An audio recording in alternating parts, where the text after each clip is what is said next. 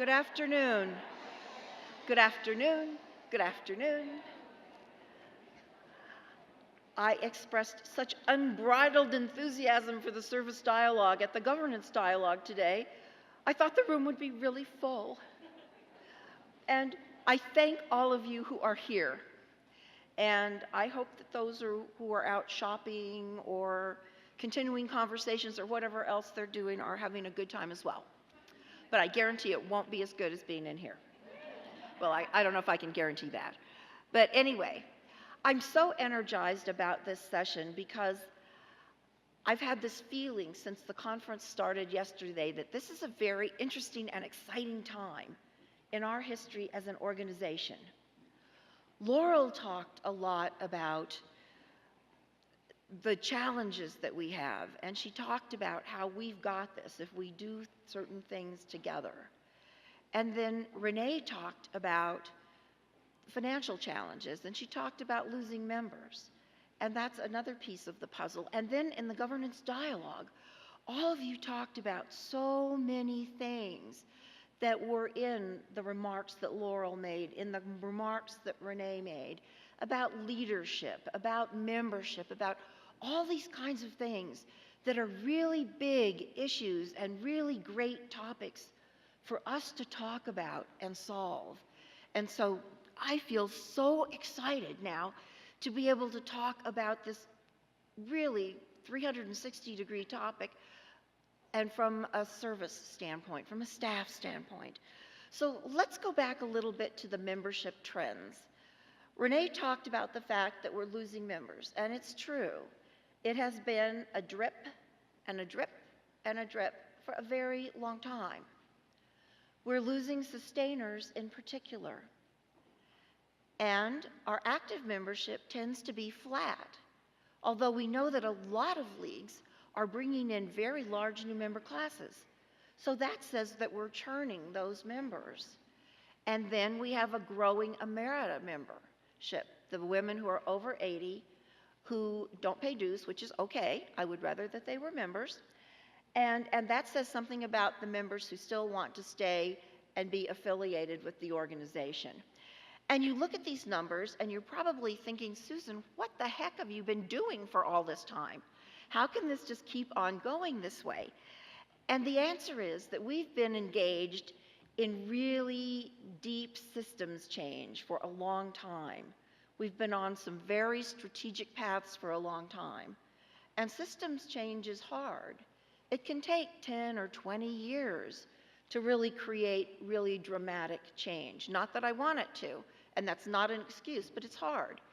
And it's increasingly challenging in the junior leagues because your leadership changes every single year. So it's hard to address projects and issues that have multi-year implications and multi-year solutions when all of the leadership changes every year, unless there's a really strong bond between that PEE, the PE, and the P, so that you've got some continuity going. But so often that doesn't tend to be the case. And so we have that working against us, which does make it an extremely challenging thing. And we're also a complicated organization with a lot of history and a lot of processes. And so sometimes it's very hard to really think about, do I really want to change these things? Do I really have to change these things in this 1 year? And what does it mean if I change these things, and how disruptive is it going to be? And there's a lot of fear about, if we make changes, what will the sustainers think? And we're afraid of losing the sustainers because of the dues that they represent. So there are so many things bundled up in what makes systems change really challenging. But I can tell you, we've been on this path for a very long time. We did research years ago, and we updated it about a year and a half ago, to understand really what is important to have satisfied members. And if people are leaving the junior league, why are they leaving? So we talked to current, we talked to resigned, we talked to prospective members. And the three things, and they're really big things, continue to be the issues today. One is that members want meaningful community work. They want their time to be well spent. They want to be part of a well-run organization. And that has to do with the effectiveness of the leadership and all of the systems in place in a junior league that make it a great experience for someone. And most importantly, they want a member-centric membership experience. They want the membership experience to be flexible and really recognize that they have busy lives and they can't always do things the same way every single year. And that in particular is a really tough concept for a lot of junior leagues, because it's so much about we have to do this many hours because our partners are expecting that from us. And so how could we do that if we weren't requiring people to do all of these things? And so when you think about building more flexibility into the organization, that can be very daunting. But those have been things that we've been really addressing for a very long time. Those things are part of what we call our membership model and our community impact model and our governance and management model. And those are all based on areas that we did research on approaches that junior leagues actually came up with and tested. And so there's a lot of data behind what we're trying to do, but nevertheless, that doesn't make it easy, and certainly not everything that we've suggested has worked. I would be lying to you if I said that everything was brilliant and we got it right all the time. But those are some things that really do feed into some of the things that we've been trying to do as an association, and some of the things that we're going to try to do, and we have been trying to do very, very differently. How many of you were here at, not here, but how many of you were at annual conference in Memphis last year? Wow, oh great. So a lot of you were part of what we called the Junior League Dialogues, where we spent some time really talking about some of these issues, about what we need to think about differently and what we need to maybe do differently together to try to really turn some of these situations around. And I will say that while the macro trends still are discouraging, there are lots of points of light, rays of light within the work that various leagues are doing. There is a lot of evidence that shows that a lot of the things that we have suggested are working. And that's another thing that is always a challenge to us in coming up with innovations and things like that, is that we know that you are all independent 501c3s. You can do what you want or not.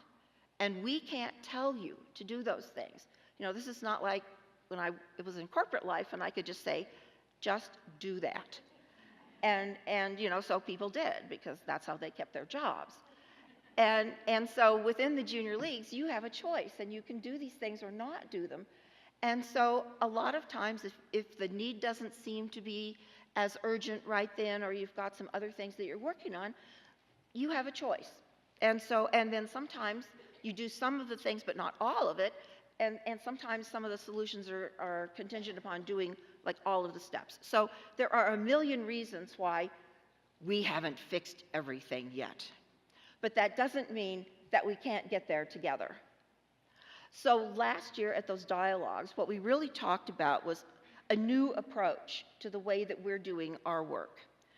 And this is association-wide. This is the board and the staff together, agreeing to a really bold new strategic framework that looks at what we're doing and what's important in a very different way. And so this is the framework that we identified, and it has 4 quadrants: to create stability and growth. That's a big priority for us. To build our brand, to get rid of those negative images, and that is probably the hardest thing I've ever tried to address in my entire life anywhere. To scale impact, to do things differently together, and us help you scale what you do, and then to ensure organizational excellence. And we put this strategic framework together because we know that one thing is very true, that insanity is doing the same thing over and over again and expecting different results, right? I know all of you know this quote. This is like not brilliant or anything that I'm bringing to you that you have never seen. And it's not necessarily a quote that Albert Einstein ever made, by the way. There's a lot of research that says that he didn't really do this, that it came out of a mystery novel by a writer, Rita Mae Brown, in the 1980s. And then other people say, no, it came out of Narcotics Anonymous. And then other people say it was really George Bernard Shaw. So there is a lot of question about this, but this is really true. And so in creating that strategic framework, we said, let's do things differently, and let's do things differently and boldly. Not throwing away the things that we know make a difference, but how we execute them, how we implement them, making those things different. And so our strategic framework has really 4 overarching goals. This is what we want to accomplish. And the strategic framework is from 2018-19 to 2020-21. So 3 years. We gave ourselves some big, audacious goals to try to accomplish over a 3-year time period. And we may not get there, but we are making big goals. So one is to grow membership, or at the very least, stop the declines. How do you do that in 3 years? And wouldn't that be amazing? Right before the recession, we thought we were there in 2008. We had begun to bend the trend. And then when the economy went south, there were a lot of leagues that experienced difficulties, and there were some membership declines at that time. We want to increase non-dues revenue. Boy, was that a big topic today, right? And about us not being dues dependent, and we could not agree more. So here again, we have a very big goal. In the next 3 years, we'd like to add $1 million of new non-dues revenue to everything we do. Now, you don't see that in the service plan and budget for next year. We didn't put $1 million or even a huge chunk there because we're just getting started. But that's a big goal that we have. We want to really heighten external awareness. Right now, our awareness is really low among the general population and low among women that we would like to recruit for the Junior League. So we want to increase our external brand awareness by 10 percentage points by the end of this strategic framework. And we want to be the Better Together organization. And that's the thing that really got me so excited today, because it's really obvious that we are all pieces of the same puzzle. If there was such a thing as a 3-sided coin, we would all be a side of that coin, because this will only happen with the board and the staff and all of the junior leagues really pulling together to make sure that this is a remarkable, vibrant, relevant organization that women everywhere want to belong to. So I'm going to talk a little bit about the quadrants, and I'm going to talk about what we accomplished this year. And let me frame that by saying we adopted this strategic framework really last June, after we kicked its tires a little bit here in Memphis at annual conference. And so we've been on this new path for 9 months. So what's happened in 9 months that's different, that's going to move us closer to those goals? Let's start with creating stability and growth. Then I'll talk about building brand. I'll talk about scaling impact, and I'll talk about ensure organizational excellence.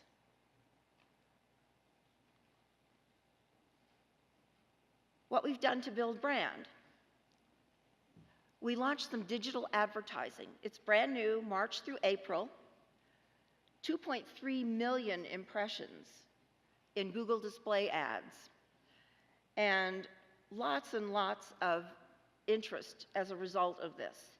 This supports our Unstoppable campaign, which is a campaign that was designed to really lift up Junior League women as civic leaders. And so we're very excited about that.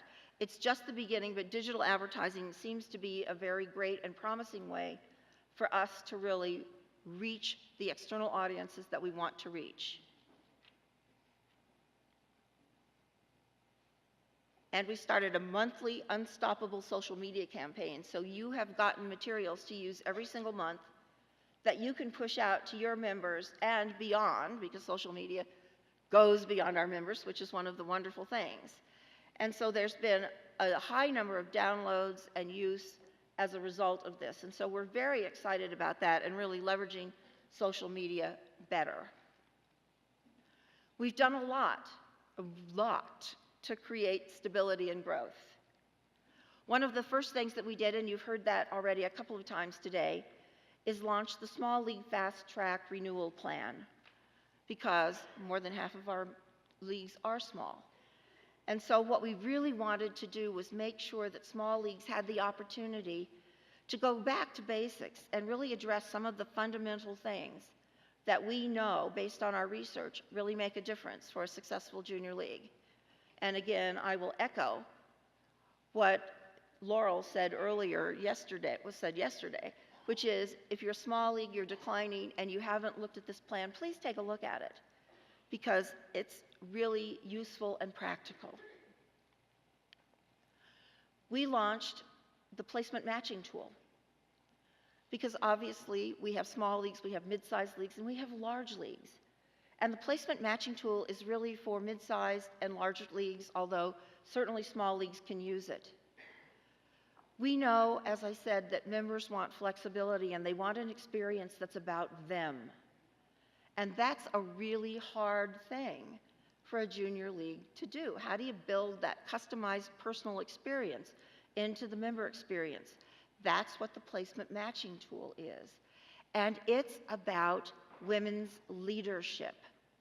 Our membership model is about women's leadership. And by using the placement matching tool, each member is able to chart her own customized path to civic leadership. So launching that with a very successful beta test this year was a very big deal. Adding new leagues is an exceptional and wonderful way to really grow our membership. And so we're so excited about Chattahoochee Valley and the Golden Isles, and our goal is to add at least 2 new leagues every year. And so Chattahoochee Valley and the Golden Isles are in the affiliation process, and I have my fingers crossed that at annual conference next year we will be welcoming them officially into the association. And that's just the beginning.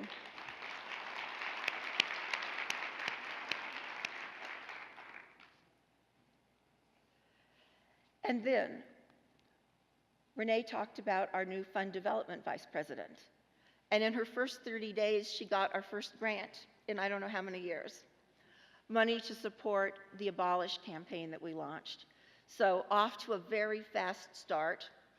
And yes, she has a big challenge to find that $1 million incremental.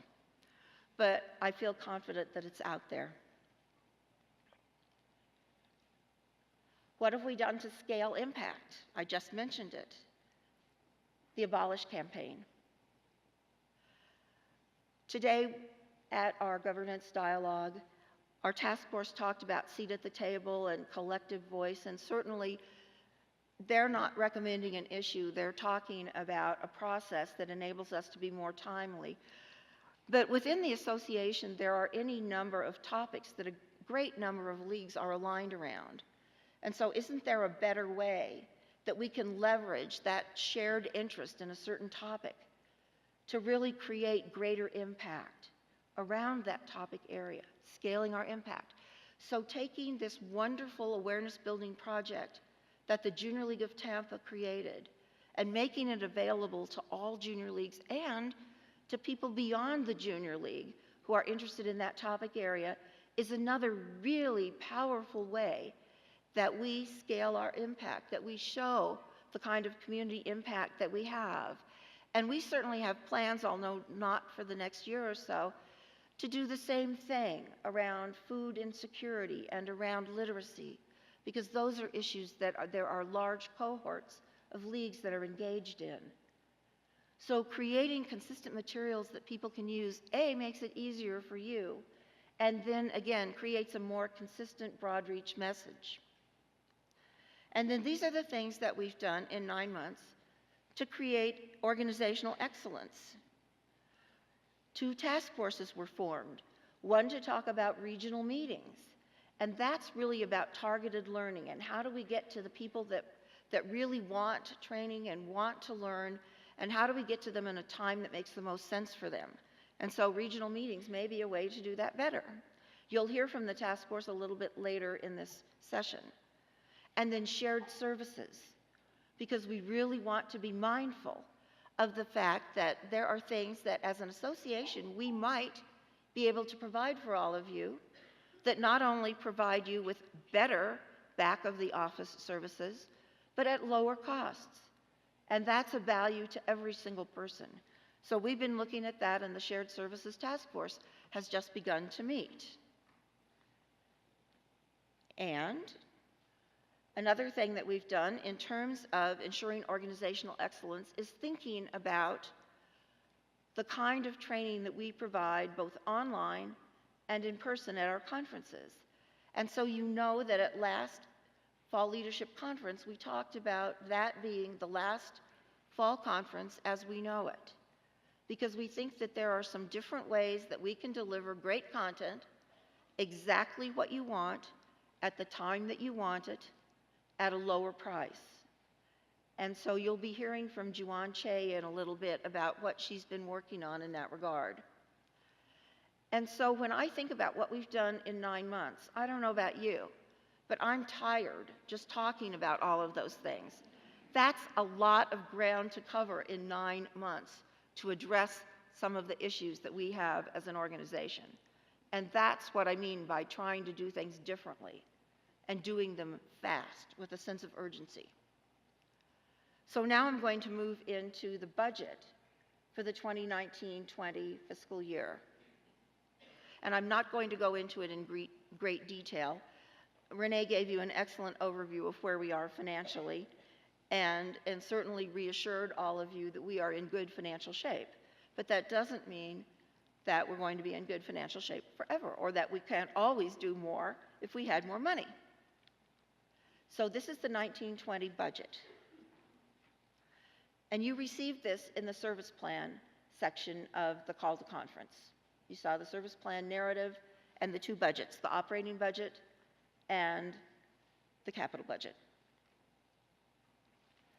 The operating budget is a break-even budget for the year. You can't get more break-even than having a bottom line of $1,935. That is pretty close to zero. And we often, most always, budget for break-even budgets because we believe it's our obligation to use your money smartly and effectively to provide services to you, to add value to you, our member leagues, in your fulfillment of the Junior League mission. And so we always shoot for break-even. Some years we investment spend, and that's not a bad thing either if it's planned. And so our deficits that we've had have always been planned. And I can tell you that there has not been a surprise in an association budget since the year 2001. And I just have to tell you, I wasn't here at that time. So there happened to have been a very large deficit at that time. And it created a lot of ill will between the association and the leagues. And so it has been a mission of mine not to ever put us in that position again. And so far we haven't. Every single year we've come in on our budget or better. And actually almost all the time better. And so I'm very proud of that. Our basic budget shows a continued decline in membership, and it shows continued cost savings and efficiencies in the way that we do our work. The capital budget has some very exciting components to it, things that are really going to make an exciting future for the junior leagues, because we're going to be spending money next year on phase 2 of that placement matching module, the one that we just launched, because we need to build greater flexibility, greater functionality into it so that it works even better for large leagues. There's some functionality that the beta version didn't have, and so we need to do that, and that's actually going to be done very early in the year. And then I have something that I'm going to talk about a little bit later, and that's Member Essentials Plus, which is another really exciting thing and another really exciting example of how to do something differently to move the organization forward. Renee said this, our financial position is strong. We have total assets of $6.9 million. very low liabilities, only 6% of total net assets. And we have 11 months of reserves, which is well within the guidelines that the association has set for us. And I want to reinforce what Renee said, that we take our financial situation very, very seriously. We have a tremendous financial department, small but mighty, 2 people, who do a wonderful job of really managing the association resources, and we never forget for a single day that so much of this is the money that you've sent to us. So, what's in store for that money in 2019-20? A lot. There is a lot. I better go back. Okay, and so I'm going to start in the top right quadrant about creating stability and growth, and continue on the priorities that we started this year: strengthening existing leagues, proactively supporting new league growth, and increasing association non-dues revenue. So in the budget, we talk about continuing to support the Small League Fast Track Renewal Plan. Earlier today, our wonderful board colleague, Michelle Vaith, talked about the board continuing to be a partner with us in this journey and reaching out to leagues. And from a staff standpoint, we know that this plan cannot be totally do-it-yourself. We can't leave you out there on your own for 6 months. And so we have started to do consulting around the Small League Fast Track Plan. There have been roundtables on various aspects of it, but we're going to continue to do that and continue to rethink how we can help you be more successful in using this plan. The placement matching tool. This, again, is so exciting because it's really going to change the relationship that members have with their league and give them what they want: flexibility to chart their leadership journey. So we really want to thank the beta leagues. These are the leagues that tested the first version and really helped us kind of iron out all of the kinks in it. But as we look to the future, we're going to continue to build that out and really think about what that next level looks like. And we're going to be onboarding leagues that want to be in the vanguard of this next phase of the placement matching tool, the beefed up version, because we're looking for leagues that would like to be beta test with us. The beta testing will take place next year, and so that the launch will really be in 2020, 2021. So if this intrigues you, if you're intrigued about being in the very front line of figuring out how your conversation with your members can change for the better, then I really encourage you to consider learning more about the placement matching tool, and you can do that at our check table, and consider signing up to be one of those test leagues for the second phase. There are only going to be so many positions available because of our capacity to really work with you. So again, I encourage you, if you think this is intriguing and if you think it can really make a difference, and if you're willing to give it a shot, to definitely reach out to us and sign up for it. In addition, we're talking about an initiative that we call One Membership, because we've had conversations with a lot of you about losing sustainers. It's the sustainers that are really the drain in our membership, and you could see that in the chart that I showed you up front, that we are definitely losing sustainers. And we have data that shows, and I believe Laurel mentioned this as well in the opening State of the Association, that the percentage of sustainers that are leaving in that first year of being a sustainer has really doubled in the last 10 years. But we also believe that the problem isn't just being a sustainer. It's not like all of a sudden everything fell apart when you became a sustainer, although for some it might. I mean, people leave the junior league for lots of different reasons, and I can tell you that we have that in research as well. And so how do we really unpack this? And we say, well, but we have a problem with actives too, because we're bringing in new actives, and yet the active membership line is not growing. It's flat. And we know some leagues are having record new member classes. So what's going on here? And that tells us that there are pain points at every single step of that membership experience. And so we have to think about one membership and how we build that membership experience for members from the very beginning of their junior league career to the very end, which we hope is at the very, very long 20, 30, 40, 50 years of membership, to really be a league that is multi-generational and has a space for everyone who believes in our mission and wants to make a difference and wants to lead in the community. And so one membership is about the lifelong member. By meeting that member where she is, all along the way, by again creating a choice-based structure,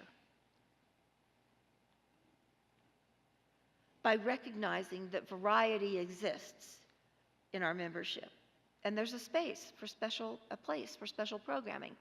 That doesn't mean that there shouldn't still be lots and lots of interest groups and different things that people can do, because people get satisfaction in different ways. And the other thing that we know is that while people join the junior league to do great community work, they stay in the junior league because of the connections that they make, because of the friends that they make.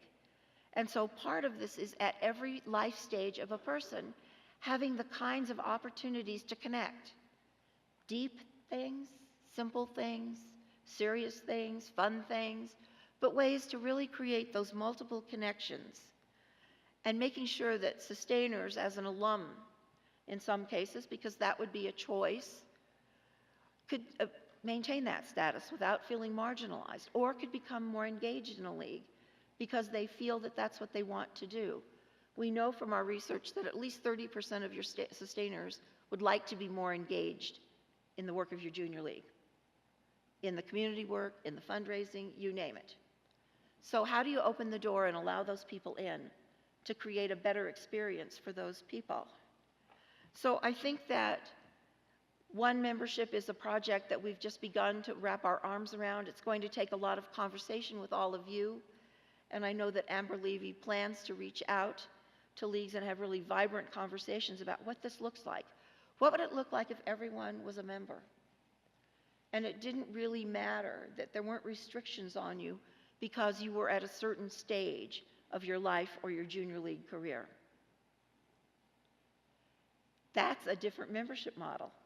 During the governance dialogue, I think it was Tysley who talked about, are there different membership models out there? And this may not be as radical as some of the things that some of you might think about, but this is certainly a big change. And yet it's certainly worth investigating and exploring, because we need to be member-centric. That is really the beginning and the end of all of that. In terms of new leagues, we are going to continue to welcome new leagues into the fold. A lot of them will be organizations that exist. Junior service leagues can become junior leagues, or organizations that founded before we began this more aggressive approach to allowing leagues to join the affiliation process more quickly. And I can tell you that that was a very strategic decision that we made at AJLI headquarters. In order to really execute the strategic framework, we actually reorganized ourselves internally to be more focused on the priorities, to focus our resources where we really most needed them. And we actually have a new position in the organization, a VP of affiliation, whose primary job is to reach out to these groups and to encourage them and support them along the way toward becoming junior leagues. And what's really exciting, and Renee mentioned the concept of fiscal sponsorship, because one of the barriers to becoming a junior league these days is you have to be a 501c3. And so in order to become a 501c3, there's a lot of things that you have to do. So we turned that whole thing on its ear and we said, well, people call us every single week and say, I'd love to start a junior league. And we say, well, here are the 300 things that you have to do. And if you ever get them done, call us up again. And that's what Chattahoochee Valley did. But wouldn't it be great if we made it easier? And so we said, you know what? Let's make it easy to help a woman or a group of her friends, not 75 people that you need to start a junior league, come together and let's help them along the way. And would you know, we have 25 individuals or small groups right now that are waiting for us to turn fiscal sponsorship on. So can you imagine? So there's a lot of upside there when you think about it. There's hundreds of new members, just like thinking about one membership and creating more opportunity to meet sustainer and active members' needs. That's worth thousands of members. So each of these things is part of that puzzle to stabilize, to get that 4,500. Was that the right number, Renee? Yes, I remembered it right. I should know it anyway, and I do actually. But, you know, that's not an impossible number. When I think about stabilizing our membership, that shouldn't be impossible. It seems like that's not a huge number. And so if we put these pieces of the puzzle together, we can get there. So in 2019-20, we're going to put fiscal sponsorship in place and really hopefully geometrically expand the number of junior leagues that will come along. We talked a lot about diversity and inclusion, and that's been a big theme of this conference. And I can't tell you how personally heartened I am about the conversations that we're having around being a diverse and inclusive and equitable organization. For every single AJLI conference, we have always offered workshops on some aspect of diversity and inclusion. And we've been doing that for a really long time. And years ago, we would offer these workshops and attendance would be tiny. And now we offer these workshops and they're full. And we added a track on diversity and inclusion to the ODIs, and it's full. And that is so exciting. We are making progress, and yet we still have a lot to do. And what we found in terms of the diversity and inclusion work that you're doing in your own leagues, and I think things like the Advancing Diversity and Inclusion by Design Toolkit is a great thing, and I am so excited about the board-designated accelerator fund. But leagues still have some really fundamental questions, and one of the things, because we want to be able to measure our progress, is so many leagues have told us, but we don't know what our baseline is. We don't know how diverse our league is right now, and we don't know how to ask the right questions. How do you ask some of these questions? And what can you ask, and what can't you ask? And so in 2019-20, we are going to field a very large junior league demographic survey for you with your help. It's going to be an association-wide survey, and we're going to encourage every single league to participate. Some of you already have done your own internal data, but we hope that those of you who have will participate in this as well, so that there can be standardized information across all junior leagues. So that it's easy to say, as an association, as 140,000 women, this is what we look like. And this is how my league looks like in comparison to that. And so you'll be able to do that. The data will be yours, and you can slice it and dice it to look at your membership in lots of different ways.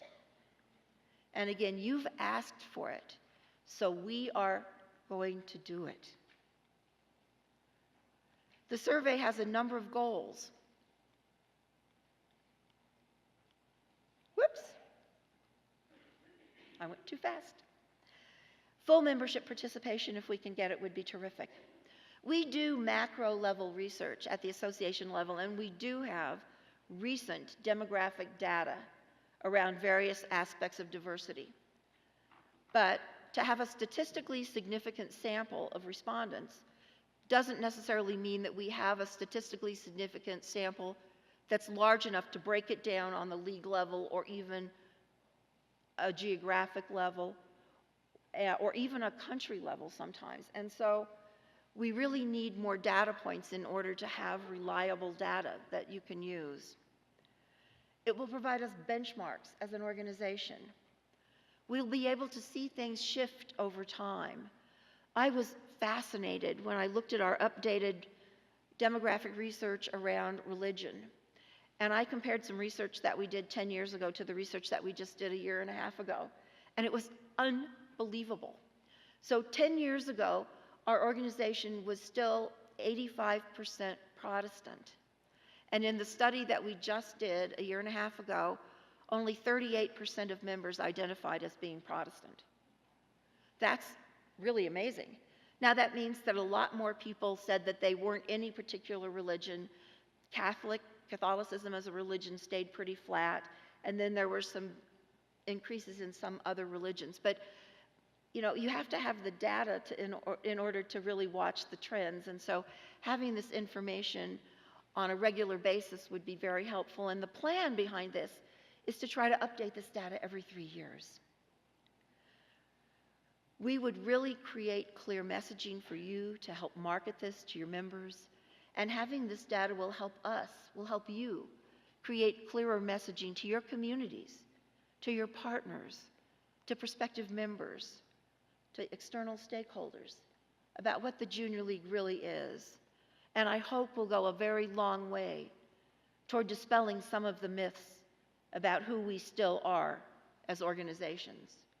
But we need better data to do that.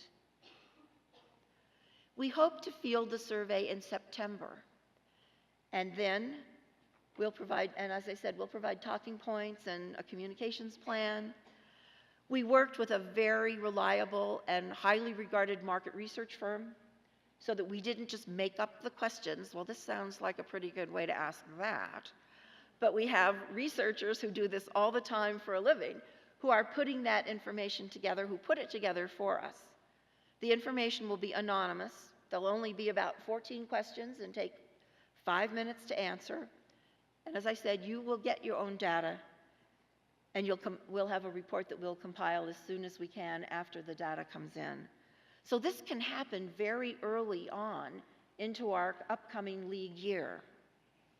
And so that's a really exciting thing and something new and different to help us break that logjam of, well, we don't know how diverse we are now, and how do we tell our story? So this is a big piece of that story. Okay, non-dues revenue. So we have not asked Sarah Richmond, who is our new VP of Development, to again go after the whole $1 million this coming year. But we've committed in the budget to a 26% increase in our non-dues revenue. And so she's going to have some work to do to get there, but we know it can be done. And so those are just the things in create stability and growth that we have built into the plan for this coming year. So let's move on to build brand.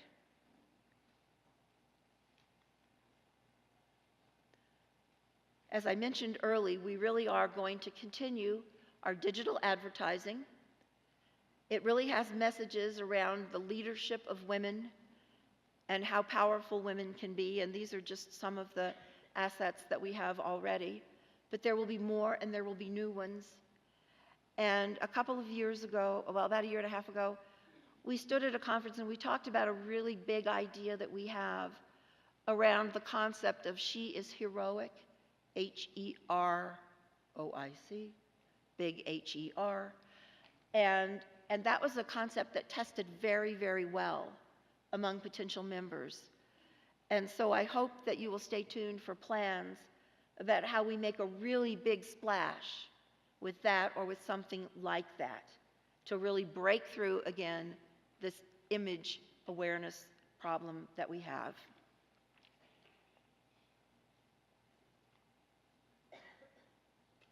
In terms of scaling impact, we have big plans there as well. We're going to continue to build Abolish. We just launched it in January, and already it's off to a really great start. We just sent out our first quarterly newsletter. People are subscribing to it, And I don't know how many of you, in fact, let me ask, how many of you saw billboards in your community around this? We received $700,000 of pro bono out-of-home advertising support to do that. And so we're very, thank you. And so we hope to really continue to get that kind of external support and awareness, and people actually reached out to us to say, how can we help? How can we get involved? And so the plan for Abolish is to add to our number of subscribers, add to the number of junior leagues that are working with the Abolish materials, and increase our partners, other organizations that want to be part of this Abolish platform to really make a dent in child sex trafficking. We also are planning to accelerate our work around the transformations, the membership model, community impact, and membership. And so we know that we've been looking at them as three separate things because it's really hard to tackle all of that all at once. But we know that the leagues, and we have data on this, the leagues that have made great, great progress have actually adopted the principles of all three of them. And so we're working on ways to make it easier to really get involved with all of these principles in a very simple way, but to do it more continuously and, well, simultaneously actually is what I mean, simultaneously. And if not, we will continue the one-off rollouts. But we really think that the power is really when you put the pieces together. They really are pieces of the same topic. It's just that we broke them down initially to see if it was easier to do it that way. It may be easier, but it may not be actually more effective. And again, that work has been very slow, but it is showing results. We do have members, leagues who have adopted the membership model. And within that, there are so many great materials that are really tied to how you talk about your league when you're recruiting. And there was so much energy this afternoon about we need to talk about women's leadership. That's what we are. We're a women's leadership organization. And you know what? That's the truth. When you talk about that as the reason for people to join, then the women for whom that is important will join. If you talk about this is the very best place to come and party on Friday, then you get people who are not going to be satisfied. We know, again, from research, that if you are someone who just wants to make friends, the junior league is not the place for you. And similarly, if you are someone who just wants to do hardcore community work, the junior league is not the place for you. But if you want a place that combines those, then the junior league is the place for you. And you do it by being an empowered leader. And you know, that's another thing I just have to reflect on, because I think about, again, the time it takes for this kind of change. And several years ago, when we began all this transformation work and began to think about how we do things differently, we worked with a consulting firm and we created what was called the Strategic Roadmap. Does anybody here remember the Strategic Roadmap? 1, 2, 3, 4. Okay, a handful of you. The Strategic Roadmap was built around 5 really big, hairy questions that we had to answer. And the first one was, what is the focus of the Junior League mission? We have a 3-part mission: to promote volunteerism, develop the potential of women, and improve communities through the effective action and leadership of trained volunteers. And you can't be equally good at all of them. And something has to differentiate you from everybody else. And we determined, we meaning all of us, not just me in my office, that women's civic leadership was what really differentiates us from everybody else. And we began to really talk about that. We built that language into all of the materials that we talk about, into the way that we talk about training and the benefits of the various aspects that we offer to junior leagues. And so it's so exciting that we do actually really know that that's what makes us unique. And we're excited about the fact that that's what makes it unique. I heard that from so many of you as you got up to the mics today, that you absolutely know that that is what makes you unique, and that's what draws the women that you want to have in your league to you. So I think that just couldn't be more exciting. And so we're continuing to work on how we continue to build systemic change into the organization. And then there are some little tactical things that we're going to do. We've been heavily into the toolkit mode lately. You'll see that almost everything we do has a toolkit. And that's because we know that you don't want just the theory of blah, blah, blah. You want to know how to do it. And you want it to be simple because you don't have time to figure this out. So you want to know the steps. You want to be able to do it. And one of the things, one of the first toolkits that you'll see next year is around the Little Black Dress Initiative. That was a fabulous program started by the Junior League of London. And so many of you have adopted it. It has the potential to really help you as a league in terms of building awareness, in terms of being a great fund development vehicle, and in terms of being tied to your community work. But we see that there's a lot of unevenness in the way that junior leagues are using this. And so one of the things that we're doing is putting together a toolkit of best practices so that if you're thinking about doing Little Black Dress or amping it up, that you'll have some really great examples and tools to use to do that. And so there'll be a lot more tools as well. So those are just some of the things. And it's about scaling impact because we took a program that the Junior League of London started, and so many of you adopted it that we said, well, that's a no-brainer. Let's make sure everybody knows how to do it. So that's scaling impact. We looked at ensuring organizational excellence, which is about clarifying accountability and creating efficiencies through shared services and providing targeted learning.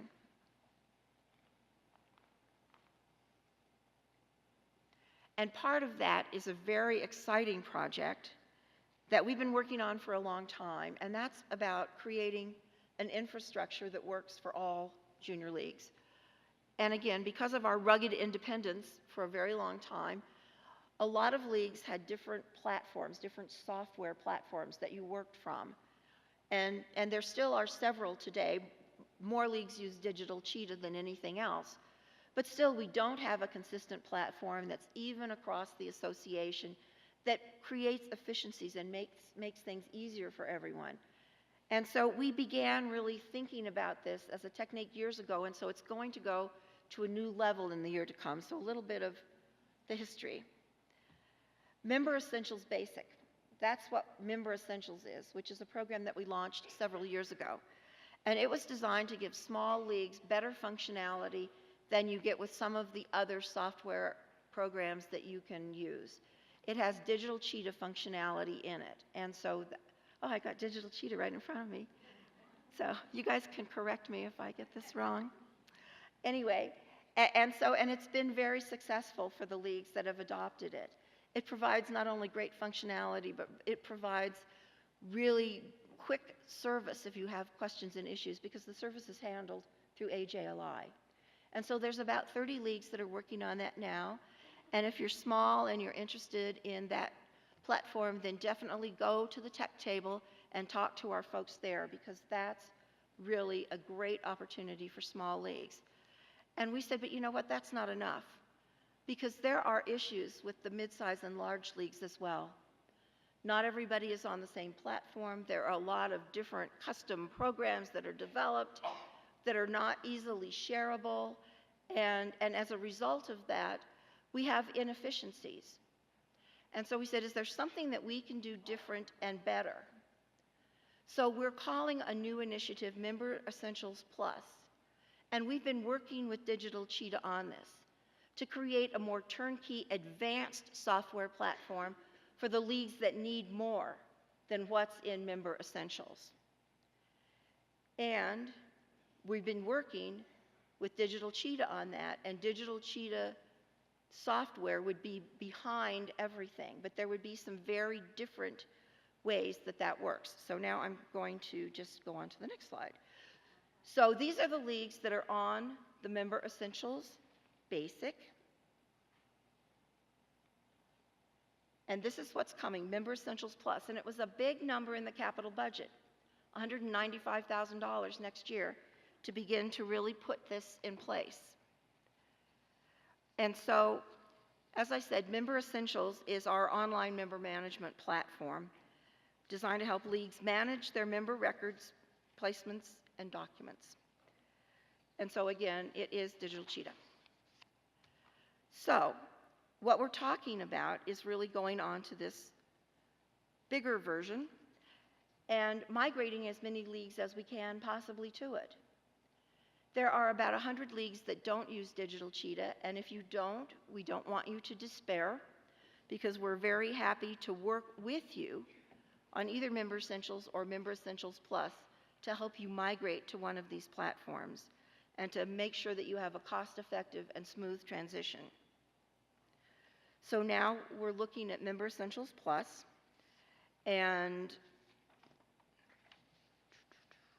for the 2021 league year, we're excited that we're going to go to this next version.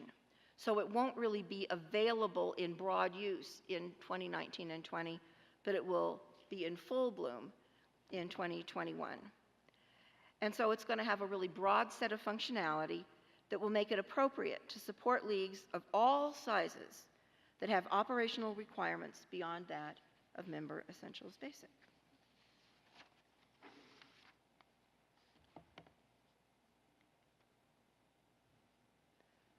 So,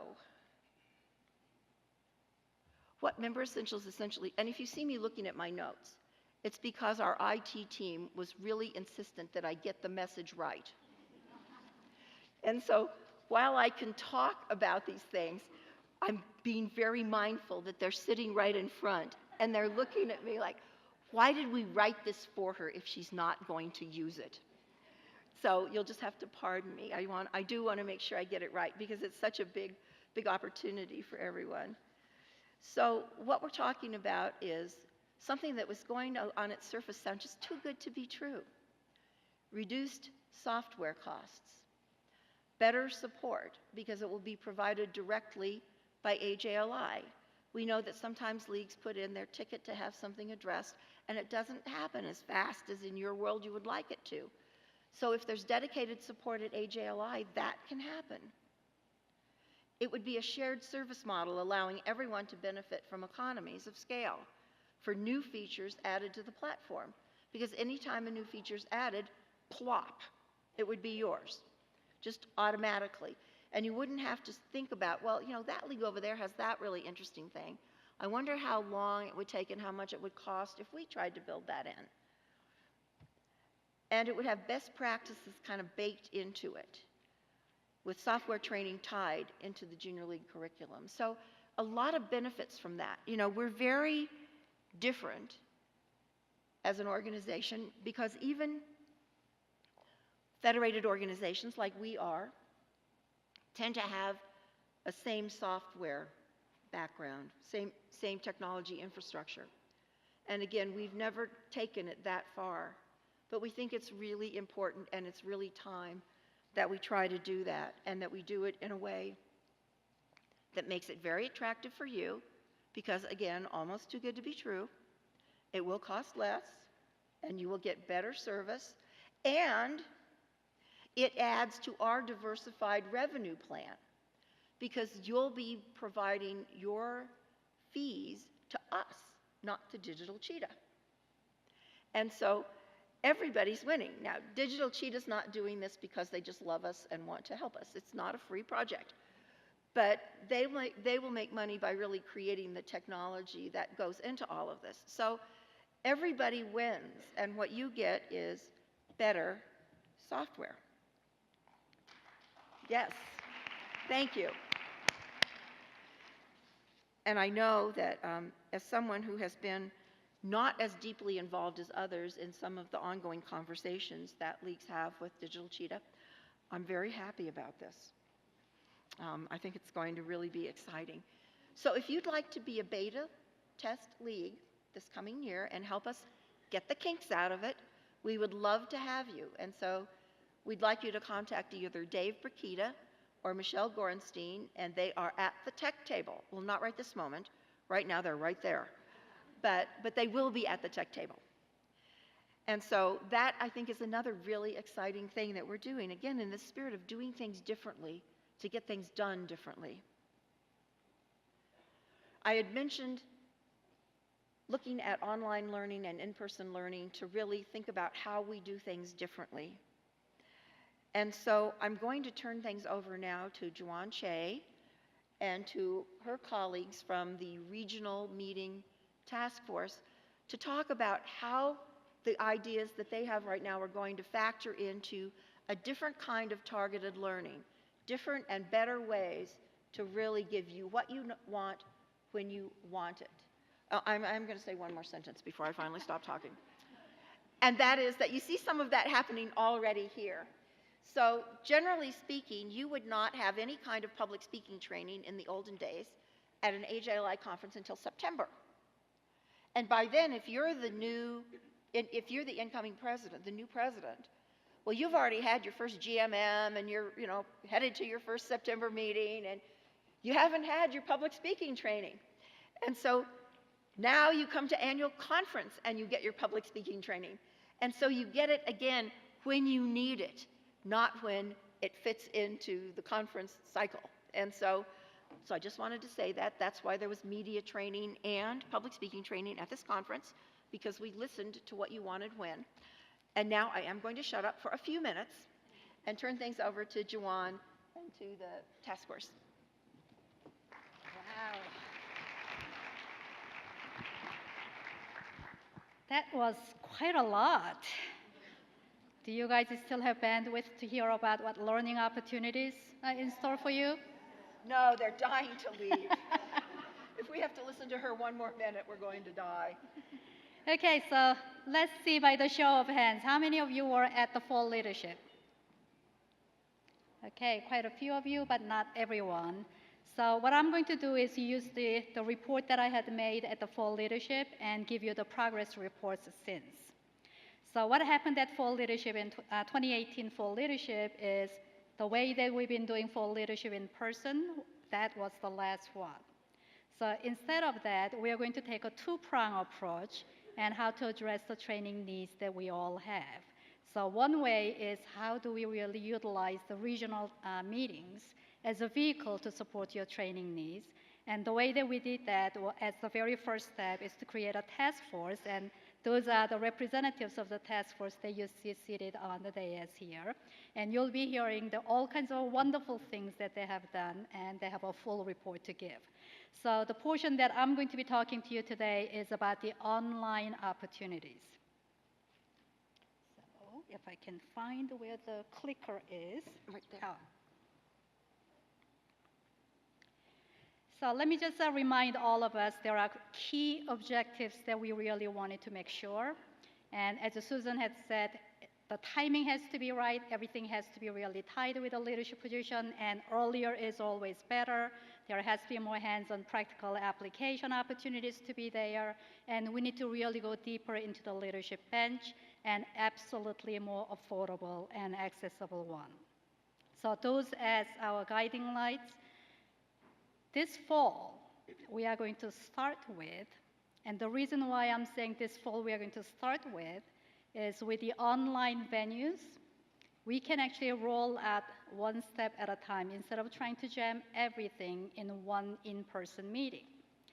So when we looked at all those fall leadership, the training that we have done, what was the number one most popular thing that everybody wanted to have? How do we do the planning continuum right? How do we do the strategic planning? How do we translate that into an annual plan? And how do we further translate that into implementation plan? And without really wasting years of working on that. So we examined that, and we figured that it can be done in relatively short period of time. So if we really put our minds to it, all of that planning continuum can be done in 1 year's time. So what you are seeing on this screen is the target timeline. So any league that is interested in starting from the very first step of the strategic planning all the way into implementation plan by January 31st, it's possible that you can have your strategic plan in place, and by May 31st, you can have an annual plan in place, and by July 31st, you can have all the operational implementation plan in place. So it is doable, but it'll require a lot of hard work. So the way that we are going to be doing that is focusing on the strategic plan by January 31st as the very first segment that we are going to be launching. So how is it going to work? It's going to be web-based learning, and we will be inviting 4 people from each league to register as a team. So President-elect, Executive Vice President-elect are 2 must participate people. And in addition to those 2 people, we are also recommending that the other 2 people should be 2 board members, but not officers. And if the league has the bandwidth to have more than 4 people to participate, we can definitely accommodate that. So in terms of our timeline, we actually have put down some dates already. So you are the very first one seeing these dates, but we'll be sending out all kinds of communications about this. So we'll be starting at the tail end of the summertime, and the very first module is going to be the web-based learning.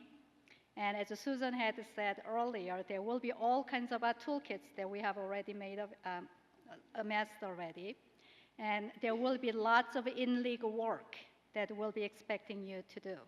And then we'll come together for the next module and continue on with the in-league work and another module and so on and so forth. So it's indeed possible by the end of the year, a strategic plan can be in place. So that's the very first step that we are going to be doing, and obviously that's only the strategic plan.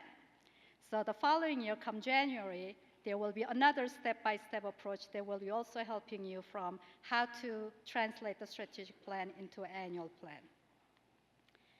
This fall, we'll also have, and this is going deeper into the leadership bench, one of the most common denominator for all the leagues is the new member training. Every single league has a lot of new member training that you are doing, and they are absolute must. So some portion of that, AJLI can really standardize it by really giving them the building leaders and the blazing trails, the self-directed modules that we currently have, and we can package that together along with a number of other things. And the way that it can be done is each new member can register as an individual, and when they finish that, they can earn a certificate, and we can generate a report for your league who had completed certain things. So these are the beginning steps that we have already in place that we are going to roll out, and there are a number of other things that are also in the works that we'll be telling you more about. So again, let me just remind ourselves again that these are the core 4 key objectives that we are trying to meet. And if you continue to remind us, we will try to march a little faster and try to meet your training needs more robust way. So I'm going to now turn my microphone over onto a group of women who had worked really hard, and we were so very impressed that their job was really research and inform AJLI about how regional meetings can really support the training needs. They went way beyond, and being the high achievers that they are, of course, they did. And we are so grateful for their work. So take it away. Thank you, Joanne. We'll just introduce ourselves quickly in the interest of time. My name is Ricky Ramos, and I'm representing Junior League of Los Angeles. I'm Carol Thompson, and I'm representing the Junior League of Halifax. Hello, I'm Lisa Vaughn, representing the Junior League of Evansville. And I'm Erica Chi with the Junior League of Las Vegas. In December 2019, AJLI staff Juwan Che and AJLI Governance Chair and Board Liaison Malia Fallon with 16 leagues across the US and Canada came together to form the Regional Meeting Task Force. Today, we have 10 of the 16 members present at annual conference.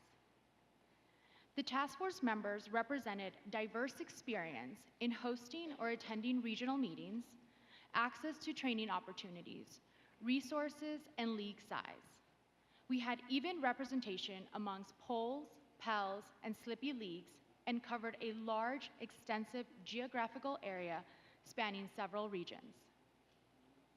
The task force was charged to produce by annual meeting a set of recommendations on how the regional meetings can help address the training needs of the Junior League.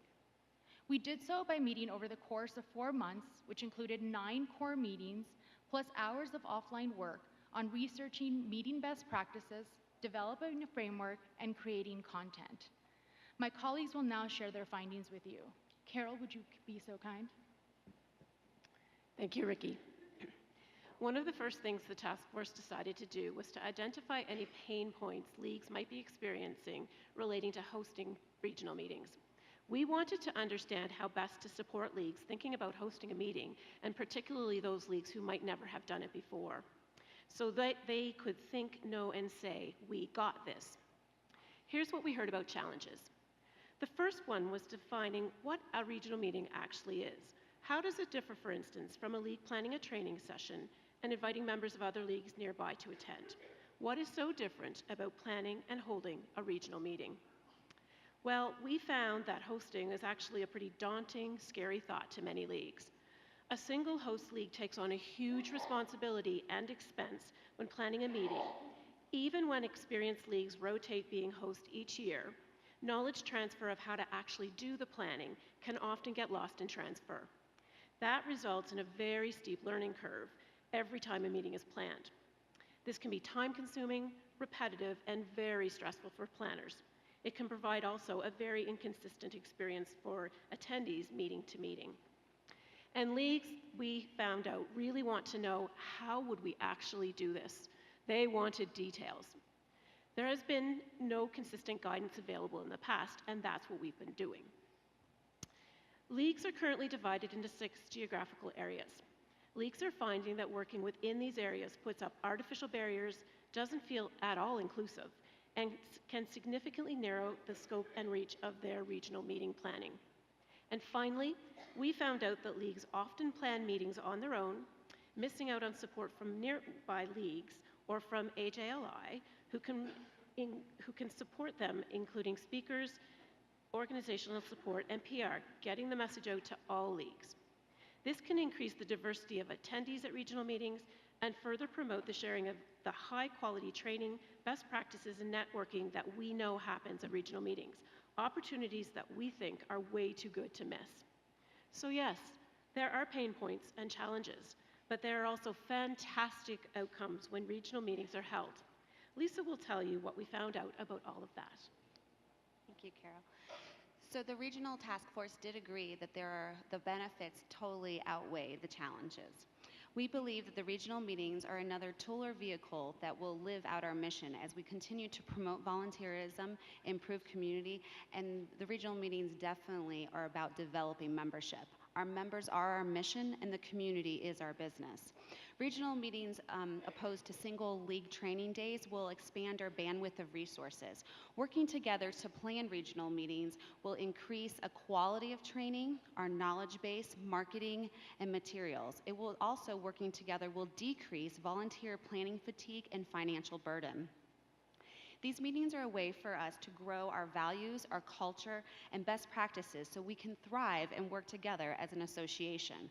The opportunities to collaborate on regional issues such as community impact, fund development, advocacy, and projects that are really directed to the region in which you live is a way for us to continue to collaborate across leagues. Erica will now share our results and solutions. So when we started this process, we saw the challenges and we saw that the benefits were there. And like all women in this room, we were very action-oriented and very solution-oriented. So we came away with 3 things. 1, we wanted to conceive a group of multi-league, go-to women who could provide a resource for the women in this room as well as in the other leagues who have questions or need guidance when they're starting to plan a regional meeting. 2, we wanted to ignite a conversation about geographical areas versus the regions and the barriers that we might have to go across. And 3, we want to create a tangible how-to guide, kind of as Susan was talking to us about the toolkits. This is not a toolkit, it's more of a planning guide and how-to. But we were ambitious with our timeline. As Ricky said, we only had 4 months, and we wanted to provide a tangible resource. so that every league, every region, every woman would be able to open up something and say, I don't know how to do this, but now I can. So we did what we set out to do. We have a step-by-step guide. And in your service plenary in the app, the actual regional meeting planning guide is there. And it takes you from how to have the conversation in your league, to how to have the conversation with neighboring leagues, to how to possibly develop an agenda. Here's a one-day agenda, here's two-day agendas. Here's how to develop a budget. Here is how to find speakers, all the way into a post-meeting survey. But we also know that the work is not done, and there always is going to be next steps as we try to move forward with the regional meetings. So Ricky, can you just plug us up? Definitely. So we've shared a considerable amount of information, so we'll share next steps. One is speak to a task force member at annual conference. As I mentioned, there's 10 of us here this weekend. To review the how-to guide, which as Erica mentioned, is under your app, under the plenary service section. And 3, share the guide and any relevant information with your league. And last, think about and really consider hosting a regional meeting in your area. Now, we just don't have takeaways for ourselves. We also have next steps for AJLI. Ready, Susan? Yes. Further examine and define the role of regional meetings and AJLI's strategies in supporting and learning the leadership training needs of the junior leagues. And 2, define AJLI's role in facilitating sustainable regional meeting efforts. Thank you. Thank you. Wow.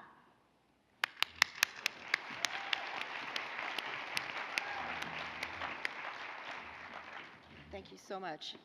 So I'm standing here as your very embarrassed association CEO, executive director, who talked forever. And so I guess we're technically out of time. No? Yes, we are. So, but the best part of this whole session hasn't happened yet. You're going, oh no. So I'm wondering if you could indulge us for just a few more minutes. I understand if some of you have to leave. And I promise that if I ever get before a microphone again, I'll make sure I start and end on time. But I got sort of carried away. And so I'm not going to talk about the Shared Services Task Force. It's just underway, and it's going to have more things beside member essentials. And this is the task force.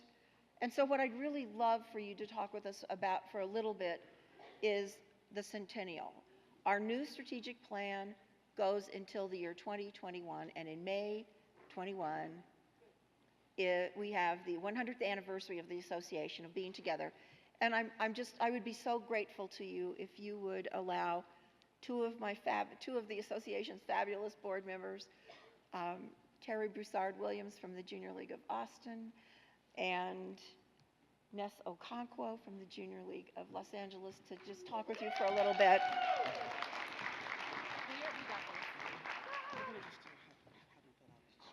Ladies just like you were cold, hungry, and needed to go to the bathroom. So we got you guys on this. We got We've this. been on this side. We totally got it.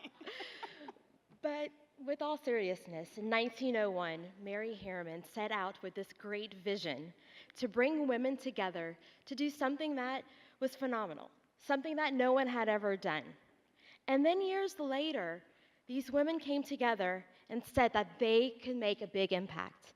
And so the association was born. And so 2 years from now, in May of 2021, we'll gather together for a big centennial celebration. Yes, so you should clap.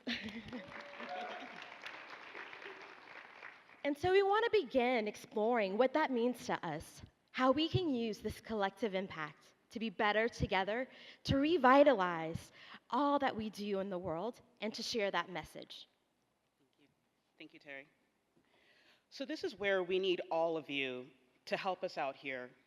So we are a small but mighty so far Centennial Task Force, with Terry and I being the board liaison, and we also have a few members of the staff that are helping. What we really realize is that we need the input from all of you, from your leagues, from all of our members, to make sure that we are in the process of recognizing this important milestone in a way that is impactful and meaningful to you, to the leagues, and to all of our membership. This is such an extraordinary opportunity. You only have one time to get this right in terms of a centennial. So we want to make sure that we've created something that really highlights our shared past, that really also talks about everything that we've accomplished, but also provides a really strong vision for the next 100 years. We also want to provide a celebration or recognition that delivers on the 4 goals of the strategic framework that Susan had talked about earlier. So there are a lot of ambitious goals that we have for this. The board and the staff have talked a little bit. We've had some initial discussions, but nothing has been developed, nothing has been determined. We're really in a talking and listening phase. So in the interest of time, what we had planned was that we had some sheets of paper on the tables, and we'd wanted everyone to kind of work in a group and kind of talk about and give some feedback on some of those questions. But knowing that we're running out of time, and we wanted to do some report out, we are running low on time, and we want to just be respectful of that and also give you guys a little bit of a break as well. What we'll do is we will distribute this in some kind of an electronic form, because we really do want to get your feedback. It's really important to us as we start kind of thinking about a framework for putting together this great recognition of this milestone. So what we will do is Terry and I will work with the staff to put together these questions, deliver it in an electronic framework, and then please respond. We do want your inputs, your feedback, your perspectives. What we will do as the Centennial Task Force is take a look at that, synthesize the information, and then talk about it at our June board meeting, and then at a future date find a way to report back the findings and give you an idea of the framework that we've kind of developed in terms of how we're going to recognize this milestone. So again, thank you so much. We really appreciate it. Please look out for the survey when it comes out. And we're just so excited to be part of this, and we hope that you all are excited, and we really want your input, your perspectives. So please, when you see the survey, please respond. We'd love to get your input. Thank you.